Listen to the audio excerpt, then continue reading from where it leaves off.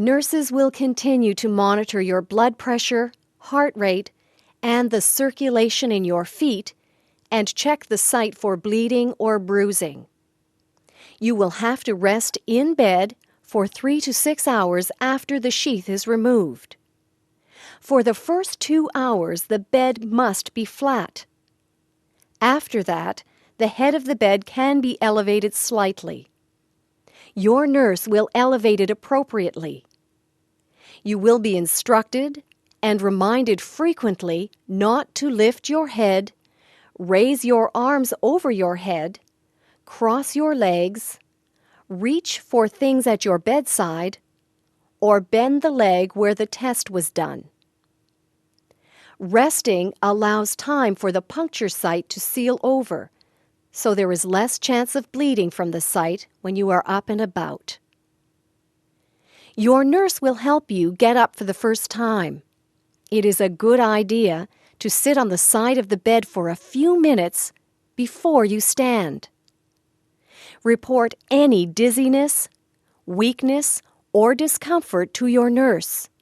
You will be asked to use your fingers to apply pressure to your groin if you cough, sneeze, or laugh. If you feel a warm sensation or sudden sharp pain in the groin or feel a lump at the test site, ring your call bell for a nurse. If you need to empty your bladder or move your bowels while you are on bed rest, a nurse will provide you with a urinal or bedpan. While using the urinal or bedpan and getting on or off the bedpan, you will be asked to apply pressure over the test site. Pressure lessens the chance of bleeding caused by movement. If the site starts to bleed, a nurse or doctor will apply pressure with their hands or with a special clamp to stop the bleeding. Many people have back discomfort when lying flat and still for long periods of time.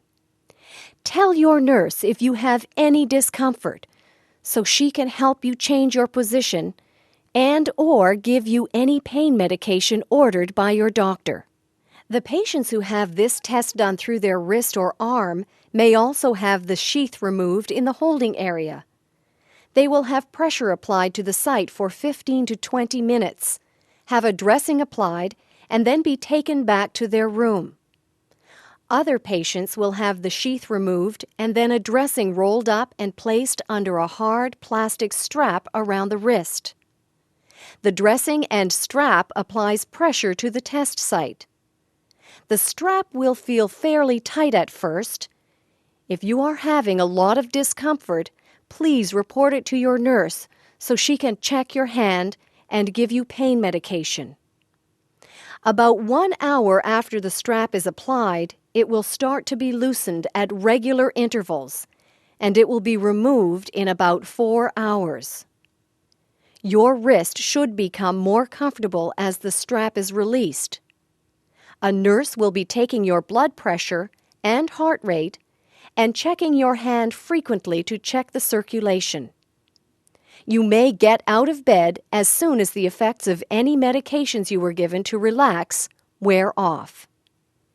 If you notice any bleeding, put pressure on the site and call for a nurse. If the site starts bleeding, the strap will be reapplied for a short time. You may eat and drink after your test. Finger foods are the easiest to eat while you're on bed rest. It is important to drink fluids to flush the dye out of your system. As an outpatient, you will be discharged once your rest period is over and you've been walking around the unit for at least 2 hours. A doctor must see you before you leave. You must stay within 50 kilometers of the hospital until the day following the procedure. You will be given instructions before you go home as to what medications you are going to be taking at home.